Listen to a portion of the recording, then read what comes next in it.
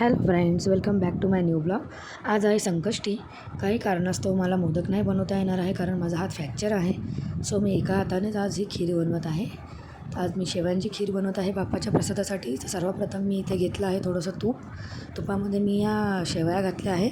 त्यासोबतच थोडेसे काजू बदाम ॲड केलेले आहेत. याला आपण चांगलं फ्राय करून घ्यायचं आहे तुपामध्ये.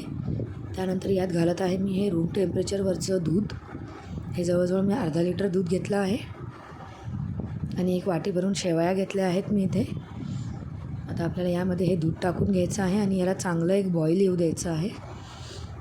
व्यवस्थित थोडं मिक्स करून घेऊया. मला आज मोदक बनवता नाही येते, म्हणून मी आज ही खीर बाप्पासाठी प्रसादाला बनवत आहे. तर बघू शकता इथे आपण आता हे मस्त मिक्स करून घेतलं आहे. या शेवया ऑलरेडी आपण फ्राय केलं आहे, म्हणून यांना काही जास्त वेळ लागत नाही शिजायला.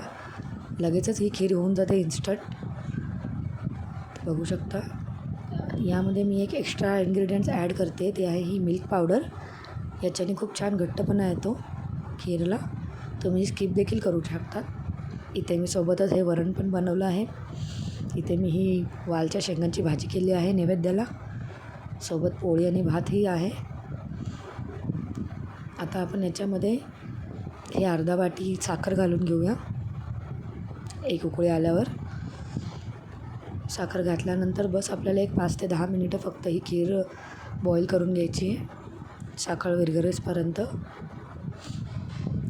त्यासोबतच या शेवया देखील शिजून जातात. बघू शकता इथे मी 10 मिनटं झालेले आहे. माझी खीर ही रेडी आहे. खूप छान लागते ही खीर शेवयांची आणि खूप इन्स्टंट बनते. नक्की ही रेसिपी ट्राय करा. चला तर बाप्पासाठी आपण नैवेद्य काढून घेऊया. बघू शकता तुम्ही मस्त अशी खीर झालेली आहे. सोबतच मी इथे वरण भात आणि ही भाजी पोळी हा नैवेद्य काढून घेतला आहे गणपती बाप्पासाठी. या मंडळी जेवायला.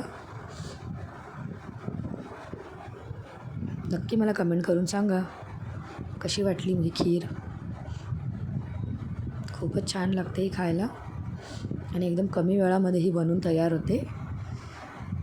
तर अशाच माझ्या नवनवीन रेसिपीसाठी माझ्या चॅनलला लाईक करा, सबस्क्राईब करा आणि शेअर करा. थँक्यू. Bye bye.